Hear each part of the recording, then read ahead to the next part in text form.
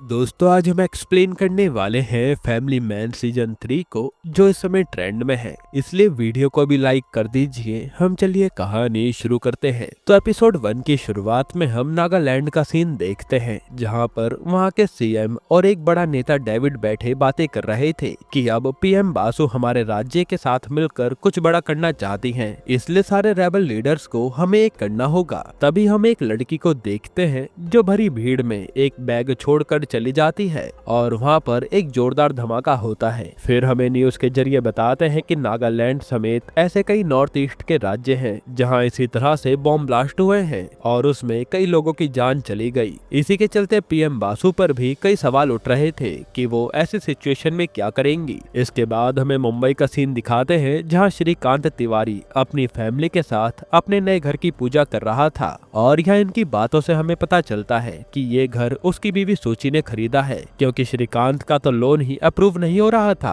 इसी बात को लेकर उसके बच्चे धृति और अथर्व श्रीकांत का मजाक भी बनाते हैं। फिर हमें पीएम बासु को दिखाते हैं जो अपने एडवाइजर से नॉर्थ ईस्ट के हमलों पर बात कर रही थी। तब यहाँ कुछ लोग कहते हैं कि ये चाइना वालों की चाल है, तो वहीं कुलकर्णी कह रहा था कि हम अभी किसी को जवाब नहीं दे सकते क्योंकि इससे प्रोजेक्ट सहाकार खतरे में पड़ जाएगा। फिर यहाँ बासु कुलकर्णी से कहती है कि आप जाकर नागालैंड में प्रोजेक्ट सहाकार की बात को पक्का कीजिए, जो सुनकर कुलकर्णी चला जाता है। तब यहाँ यशवंत और संबित पीएम बासु से कहते हैं कि मैम उस डिफेंस डील का क्या हुआ। तो बासु कहती है कि अभी तो मुझे प्रोजेक्ट सहाकार की चिंता है, तो पहले वो निपट जाए, फिर हम डिफेंस डील पर पैसा खर्च करने के बारे में सोचेंगे। साथ ही बासु संबित से कहती है कि उस ब्रोकर द्वारक से कहो कि हम अगले साल तक ये डील करेंगे, अभी नहीं। जिसके बाद हम द्वारक को देखते हैं जो एक बिलियनियर था और उसके पास कुछ बिजनेसमैन बैठे हुए थे जो उससे इंडिया के साथ डिफेंस डील की बात कर रहे थे। तब द्वारक कहता है कि उसमें थोड़ा टाइम लगेगा, लेकिन ये लोग द्वारक पर भड़कने लगते हैं। तब यहाँ मीरा नाम की लेडी आती है जो द्वारक के लिए काम करती है और वो इन लोगों से कहती है कि आप लोगों की डील जल्दी हो जाएगी, टेंशन मत लो। इसके बाद मीरा यहाँ से अपने अड्डे पर आती है जहाँ उसका खास आदमी लॉयड बताता है कि शूटर अपनी जगह पर पहुँच गया है। तब मीरा शूटर को सिग्नल देती है और वो आदमी एक बिलियनियर की बेटी को मार देता है और असल में ये काम मीरा को समीर ने करने के लिए कहा था, तभी वो उसकी मदद करेगा। खैर इधर श्रीकांत अपने ऑफिस आता है तो कुलकर्णी उसे कहता है कि तुम मेरे साथ नागालैंड चल रहे हो, वहाँ पर हमें प्रोजेक्ट सहाकार की बात करनी है डेविड से। साथ ही कुलकर्णी बताता है कि चाइना ने म्यांमार के पास कुछ गैंग बना रखी है जिसके जरिए वो नॉर्थ ईस्ट के इलाकों पर कब्जा करना चाहते हैं और अक्सर वही लोग यहाँ के लोगों में लड़ाई करवाते हैं। इसलिए प्रोजेक्ट सहाकार के जरिए पीएम नॉर्थ ईस्ट में डेवलपमेंट करेंगी और हमें बस वहाँ जाकर ये डील पक्की करनी है। तो श्रीकांत भी मान जाता है। फिर जब श्रीकांत अपने साथी जेके को बताता है कि मैं नागालैंड जा रहा हूँ, तो वो कहता है कि सब डिटेल में बताना,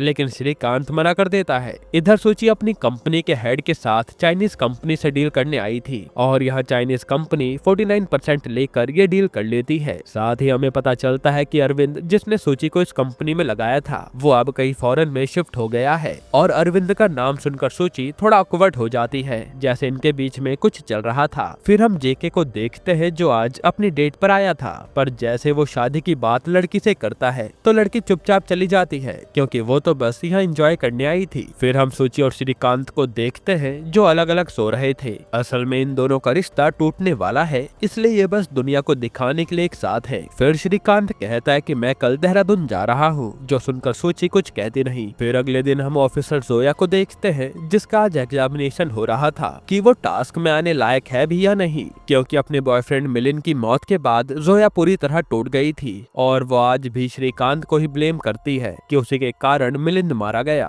खैर यहाँ श्रीकांत जोया को क्लीन चिट दे देता है टास्क ज्वाइन करने के लिए। फिर हम मेजर समीर को देखते हैं जो हमेशा से इंडिया को बर्बाद करना चाहता था, इसलिए वो कई बार वहाँ हमले भी करवा चुका है, वो भी विदेश में बैठे बैठे, और हर बार उसकी ये चाल श्रीकांत ही फेल करता आया है। खैर यहाँ समीर मीरा से मिलने आता है और मीरा कहती है कि तुम्हारा काम तो हो गया, अब मुझे एक काम करवाना है। तुम्हारे तो इंडिया में काफी जानने वाले होंगे, इसलिए मुझे नागालैंड के किसी अच्छे लीडर के बारे में बताओ। तो समीर भी उसे एक आदमी के बारे में बताता है जो किसी भी काम को पूरा किए बिना नहीं छोड़ता। इसके बाद हम अरुणाचल प्रदेश का सीन देखते हैं जहाँ रुकमा नाम का आदमी अपने ही साथियों को मार रहा था क्योंकि उन्होंने इसको धोखा देकर पैसा खा लिया। तभी रुकमा पर रैबिट नाम के लड़के का फोन आता है और वो कहता है कि एक काम आया है, उसके बदले तुम्हें 3 मिलियन पाउंड मिलेंगे। चाहिए। तो रुकमा कहता है कि जरूर काम बड़ा होगा, तो मुझे 5 मिलियन पाउंड चाहिए, जिस पर रैबिट भी ये डील करवा देता है। यहाँ पीएम बासु पर अब ऑपोजिशन भी सवाल करने लगे थे, इसलिए बासु संबित पर भड़क रही थी। फिर वो कहती है कि मुझे कदम उठाना ही पड़ेगा, और अगले ही दिन न्यूज आती है कि गवर्नमेंट ने 69 चाइनीज फंडेड एप्स को बैन कर दिया है। ये सुनकर तो सूची के होश उड़ जाते हैं, क्योंकि अभी अभी तो उन्होंने चाइनीज कंपनी से फंडिंग ली थी, यानी उनकी कंपनी भी डूब गई। इधर श्रीकांत और कुलकर्णी नागालैंड आ गए थे, जहाँ श्रीकांत को सलोनी मिलती है।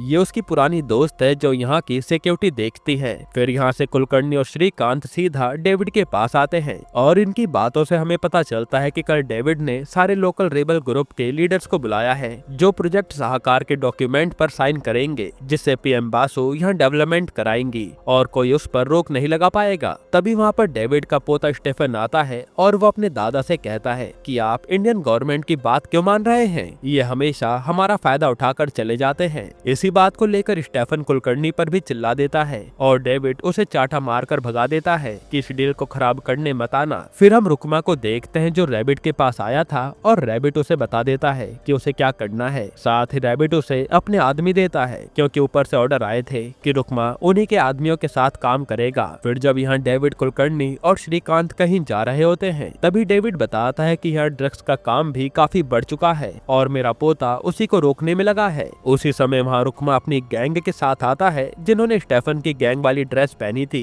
और वो डेविड पर हमला कर देते हैं। तब यहाँ दोनों तरफ से फायरिंग होती है, और डेविड को गोली लगने से उनकी मौत हो जाती है। ये देखकर श्रीकांत कुलकर्णी को लेकर कार से भागता है, और उसके पीछे रुकमा बाइक से पड़ चुका था। फिर रुकमा किसी तरह श्रीकांत की कार को बॉम्ब से उड़ा देता है, और इससे कुलकर्णी और श्रीकांत दोनों ही अधमरी हालत में आ गए थे। तब वहाँ रुकमा आता है और कुलकर्णी को गोलियों से छल्ली कर देता है, जो कि श्रीकांत भी देख रहा था। यहीं पर एपिसोड 1 खत्म होता है। एपिसोड 2 की शुरुआत में बताया जाता है कि पूरे एरिया में कर्फ्यू लग चुका है, और जेके श्रीकांत के पास हॉस्पिटल में था। श्रीकांत भी 2 दिन से बेहोश पड़ा था। वहीं यहाँ सूची को जब से न्यूज के जरिए पता चला कि कुलकर्णी की मौत हो चुकी है, तो सूची भी परेशान हो जाती है कि पता नहीं श्रीकांत किस हाल में है, क्योंकि उसका फोन नहीं लग रहा और जेके फोन उठा नहीं रहा। इधर कुलकर्णी की मौत से बासु भी गुस्से में थी, और वो कहती है कि मुझे कुछ करना ही पड़ेगा। तब संबित कहता है कि हम कुछ लोगों को अरेस्ट करते हैं, ताकि हमें कुछ सच्चाई पता चल सके। इधर रैबिट के पास रुकमा आता है, और उसे खूब सुनाता है कि तेरे आदमियों की वजह से मेरी उंगली कट गई, आइंदा काम आएगा तो मैं उन्हें अपने आदमियों के साथ ही करूंगा। तब रैबिट कहता है कि भाई आप अंडरग्राउंड हो जाओ, क्योंकि अब पुलिस हर जगह जांच करेगी। जिस पर रुकमा कहता है कि मेरा नाम नहीं आना चाहिए, और वो चला जाता है। इधर श्रीकांत को होश आ जाता है, तो वो जेके से सब कुछ बताता है कि उसके साथ क्या क्या हुआ है। फिर जब श्रीकांत को पता चलता है कि कुलकर्णी अब नहीं रहा, तो वो फुट फुट कर रोने लगता है। यहाँ रुकमा एक लेडी के पास आता है, जो रुकमा की गर्लफ्रेंड थी, और उसका एक बेटा था बॉबी। इनकी बातों से हमें पता चलता है कि रुकमा इस लेडी नीमा से बहुत प्यार करता है, लेकिन ये बेटा उसका नहीं है, इसलिए वो बॉबी को अपने पास आने नहीं देता। फिर यहाँ जब श्रीकांत सूची को फोन करता है, तो सूची उस पर खूब भड़कती है। साथ ही सूची को जेके ने पहले ही बता दिया था कि श्रीकांत नागालैंड में है, जो जानकर श्रीकांत भी हैरान था कि ये जेके एक भी बात पचा नहीं पाता। फिर श्रीकांत जेके से कहता है कि अजीत और पुनीत को यहाँ बुला लो, हमें यहीं से जांच शुरू करनी होगी। इधर रुकमा से नीमा कहती है कि तुम मुझसे शादी कर लो ना, मेरे बेटे को भी बाप मिल जाएगा। लेकिन रुकमा मना कर देता है कि मैं शादी ब्याह नहीं कर सकता, मेरी जिंदगी का कुछ भरोसा नहीं है। जो सुनकर नीमा उदास हो जाती है। इधर श्रीकांत ने अपने साथियों के साथ मिलकर उस कातिल को ढूंढना शुरू कर दिया था, जिसने उन पर हमला किया। तब ये लोग काफी सारे लोगों की आईडी श्रीकांत को दिखाते हैं, पर श्रीकांत को याद नहीं आता कि कुलकर्णी पर गोली किसने चलाई थी, क्योंकि वो उस समय बेहोशी की हालत में जा रहा था। तभी एक फोटो देखते ही श्रीकांत को याद आ जाता है, और ये वही रुकमा की फोटो थी। यहाँ अथर्व एक लड़की के साथ अपनी परफॉर्मेंस की तैयारी कर रहा था। तब अथर्व को उसकी क्लास के लड़के चिढ़ाने लगते हैं, जो देखकर अथर्व डर के मारे चला जाता है। यहाँ श्रीकांत को सलोनी रुकमा की पूरी डिटेल बताती है कि ये बीपीएफ कैडेट में रह चुका है, और अब ये यहाँ का ड्रग लॉर्ड है। साथ ही ना जाने ये कितने सारे धंधे करता रहता है। तब श्रीकांत कहता है कि सलोनी मेरा एक काम कर दो, तुम अपनी सोर्स से नारकोटिक्स के रेड के जरिए रुकमा को पकड़वा दो बस। तब श्रीकांत की मदद के लिए सलोनी भी मान जाती है। यहाँ समीर ने मीरा को मिलने के लिए बुलाया था, और वो कहता है कि आपने इतने बड़े आदमी को मरवा दिया। असल में मीरा ने डेविड और कुलकर्णी को मारने के लिए रुकमा को हायर किया था, इसलिए समीर मीरा को कहता है कि आगे के मिशन के लिए मुझे भी अपने साथ मिला लो। लेकिन मीरा मना कर देती है कि मुझे तुम्हारी जरूरत नहीं है, हैं। तब यहाँ से समीर किसी मार्टिन नाम के आदमी से मिलने को कहता है। इधर श्रीकांत जब घर जा रहा था तो उस पर सलोनी का फोन आता है जो बताते हैं कि रुकमा की गर्लफ्रेंड का पता चला है, इसलिए नारकोटिक्स वाले वहीं रेड मारेंगे। हो सकता है कि रुकमा भी वहीं पर हो। फिर श्रीकांत आकर कुलकर्णी को श्रद्धांजलि देता है और खूब रोता है क्योंकि कुलकर्णी उसके बहुत करीब था। वहीं श्रीकांत से चेलम मिलने आता है तो श्रीकांत उसे म्यांमार के ऑपरेशन के बारे में बताता है। तभी वहाँ जोया आती है तो चेलम गायब हो जाता है क्योंकि चेलम अपनी आइडेंटिटी किसी को नहीं बताता। जिसके बाद वहाँ पीएम बासु आती है और श्रद्धांजलि देकर जाने लगती है। तभी श्रीकांत बासु से कहता है कि मैम, मुझे नागालैंड के बारे में आपसे जरूरी बात करनी है क्योंकि कुलकर्णी सर को ड्रग लॉर्ड रुकमा ने मारा है। जिस पर संबित कहता है कि मैं आपकी मीटिंग फिक्स करा दूंगा, तभी ये सब बात करना। इधर मीरा द्वारक के पास थी जो कहती है कि मैंने जाल फेंक दिया है, जल्द ही आपकी डिफेंस डील हो जाएगी। तब द्वारक भी कहता है कि एक एजेंट तुम्हारे पीछे लग चुका है, मुझे खबर मिली है, उसका नाम है श्रीकांत तिवारी और उसे ये भी पता है कि कुलकर्णी को रुकमा ने मारा है। ये सुनकर तो मीरा के होश उड़ जाते हैं। इधर रुकमा नीमा से कहता है कि चल ठीक है, हम दोनों शादी कर लेते हैं और बॉबी को भी बाप का नाम मिल जाएगा, जिस पर नीमा खुश हो जाती है। वहीं नारकोटिक्स वाले भी रुकमा को पकड़ने वहां आ गए थे। तब हल्की सी आवाज सुनकर रुकमा सबसे पहले बॉबी और नीमा को नीचे की सीढ़ियों से बाहर की ओर भेजता है और खुद उन सारे लोगों से भिड़ जाता है। तब यहाँ काफी शानदार फाइट सीक्वेंस देखने को मिलता है। वहीं हम देखते हैं कि ऊपर से चलने वाली गोलियां नीचे फ्लोर को पार करके निकल रही थी और वहीं से नीमा भी बॉबी को लेकर जा रही थी। फिर जब रुकमा कुछ ऑफिसर्स को मारकर वहां से भागने लगता है तो देखता है कि नीमा मर चुकी है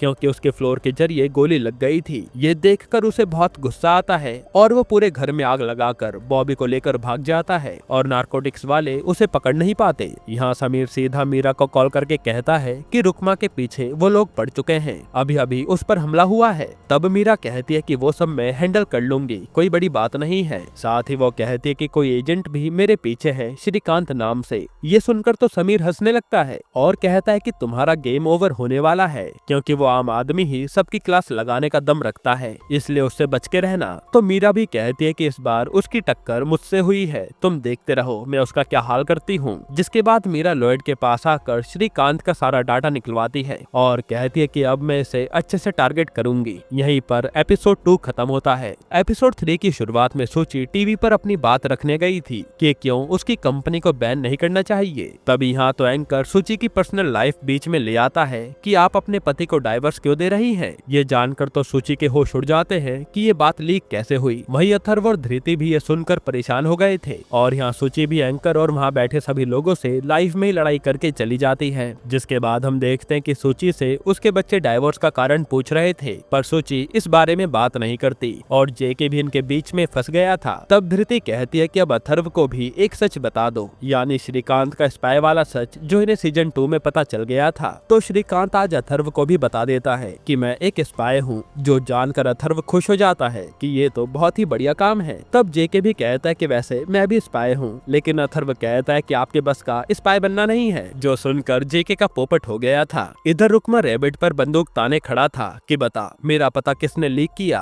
तो रैबिट कहता है कि मुझे इस बारे में कुछ भी नहीं पता, लेकिन रुकमा कहता है कि मेरी होने वाली बीवी उस अटैक में मारी गई, इसलिए जिसने भी ये सब करवाया है मैं उसे नहीं छोड़ूंगा। ये कहकर वो रैबिट का एक कान उड़ा देता है। इधर श्रीकांत के सीनियर उसे डांट रहे थे कि तुमने बिना किसी से पूछे इतना बड़ा ऑपरेशन करवा दिया और रुकमा भी तुम्हारे हाथ नहीं आया। साथ ही वो कहते हैं कि तुम्हें अब हम कुछ दिनों के लिए सस्पेंड कर रहे हैं क्योंकि कुलकर्णी वाले अटैक में केवल तुम ही जिंदा बचकर आए हो, इसलिए हमें तुमसे सवाल जवाब करने हैं। जो सुनकर श्रीकांत के होश उड़ जाते हैं कि मुझ पर तुम लोग शक कर रहे हो। इधर सूची और धृति को लोग ऑनलाइन हेट देने लगे थे, जिससे ये दोनों परेशान हो जाते हैं। वहीं सस्पेंड होने के कारण श्रीकांत खूब शराब पीता है और घर आते ही सूची बताते हैं कि धृति और मुझे लोगों ने टारगेट करना शुरू कर दिया है। तब श्रीकांत भी बताता है कि मुझे जॉब से निकाल दिया गया है और मैं अब एक सस्पेक्ट हूँ। तब सूची भी उदास हो जाती है। इधर रुकमा नीमा के मम्मी पापा के पास आता है और बॉबी को उन्हें देकर कहता है कि अब से आप दोनों को ही इसे संभालना है और वो पैसे फेंक कर कहता है कि पैसे तुम्हें टाइम से मिलते रहेंगे। तब नीमा के पापा मना करते हैं तो रुकमा गन दिखा के डरा देता है। फिर जैसे वो बॉबी को छोड़कर जा रहा था तो बॉबी रुकमा को पकड़ लेता है कि पापा मुझे आपके साथ रहना है। तब रुकमा का भी दिल पिघल जाता है और वो बॉबी को लेकर चल देता है। इधर हमें पता चलता है कि श्रीकांत को सस्पेंड करके ये केस किसी यतीश नाम के ऑफिसर को दे दिया गया है, इसलिए यतीश सबसे पहले स्टेफन की गैंग के आदमी को नागालैंड में उठा लेता है और उससे पूछता है कि तेरे तेरे साथियों ने कुलकर्णी को क्यों मारा, लेकिन वो आदमी मना कर देता है कि हमें फंसाया जा रहा है, जिस पर यतीश उस आदमी को उसकी बेटी के नाम से डराता है कि मैं उसे मरवा दूंगा, इसलिए मुझे बता दे कि स्टेफन कहाँ छुपा है। तो वो आदमी भी डर के मारे स्टेफन का पता बता देता है। जिसके बाद यह स्टेफन मीडिया को बुलाकर अपना बयान दे रहा था कि हमारी ड्रेस पहनकर उन लोगों ने अटैक किया है, वो भी हमें फंसाने के लिए। तभी वहाँ पर यतीश स्टेफन को पकड़ने आता है और स्टेफन किसी तरह अपनी जान बचाकर भाग जाता है, जिसके चलते यतीश उसे वांटेड की लिस्ट में डलवा देता है। इधर जेके को अथर्व ने अपने स्कूल में बुला लिया था उन लड़कों को मजा चखाने के लिए जो उसे बुली करते हैं, लेकिन ये लड़के तो उल्टा जेके को ही परेशान करने लगते हैं और जेके स्कूल के बच्चों को मारना नहीं चाहता था, तो वो एक बहाने से एक बच्चे को गिरा देता है, जो कि प्रिंसिपल देख लेती है और वो जेके को अपने पास बुलाकर खूब सुनाती है। साथ ही वो लड़ाई करने के लिए अथर्व को कुछ दिनों के लिए सस्पेंड कर देती है। फिर हम देखते हैं कि घर आते ही सूची जेके और अथर्व को खूब डांट रही थी और अब ये सब देखकर श्रीकांत कहता है कि शायद हम लोगों को कोई टारगेट कर रहा है, इसलिए हमें एक साथ होकर ये लड़ाई लड़नी होगी। फिर वो सबसे पहले इन लोगों के फोन ले लेता है और सबको बाहर जाने के लिए मना कर देता है। यहाँ मार्टिन से समीर आकर मिलता है और मार्टिन बताता है कि मीरा उस द्वारक के लिए काम कर रही है, जरूर कुछ गड़बड़ है, इसलिए तुम उस ब्रूस से बात करो। जो सुनकर समीर चला जाता है। फिर समीर सीधा रुकमा को कॉल करके कहता है कि मैंने ही तुम्हें मीरा का काम दिलाया था, लेकिन अब मैं कह रहा हूँ कि मीरा का कोई काम मत करना। लेकिन रुकमा कहता है कि मुझे पैसे मिलेंगे तो काम तो मैं करूंगा ही। यहाँ श्रीकांत ने अपने साथियों को बुलाया था और वो कहता है कि मुझे टारगेट बनाया गया है, इसलिए तुम अब पता करो कि आखिर इस नागालैंड के केस पर क्या चल रहा है और किसी भी ऑफिसर पर भरोसा मत करना। तब पुनीत कहता है कि मैं यतीश के सिस्टम को हैक करके सब पता करता हूँ कि आखिर ये कुलकर्णी सर किस रूट से जा रहे थे,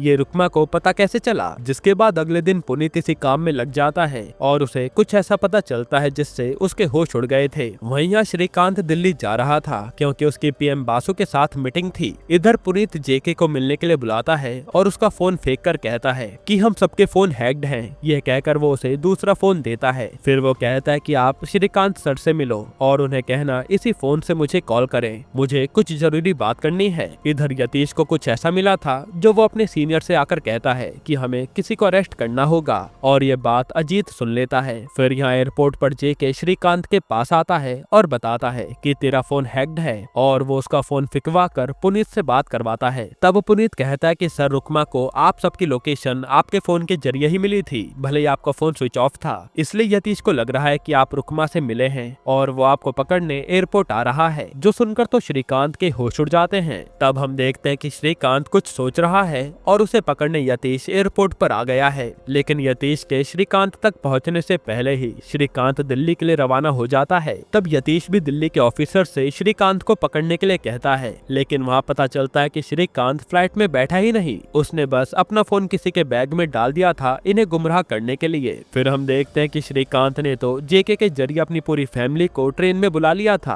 और ये लोग कहीं जा रहे थे और श्रीकांत भी इन्हीं के साथ था। यहीं पर एपिसोड 3 खत्म होता है। दोस्तों ये सीरीज थोड़ी बड़ी है, इसलिए हमें पूरा एक्सप्लेन करने में टाइम लग रहा है। अगर आप चाहते हैं कि हम सारे एपिसोड जल्द ही डाल दें तो कमेंट में पार्ट 2 लिख देना, हम ले आएंगे। बाकी अगर आपको हाल ही में ये कमाल की मूवी देखनी है तो आप ये वीडियो देख लीजिए।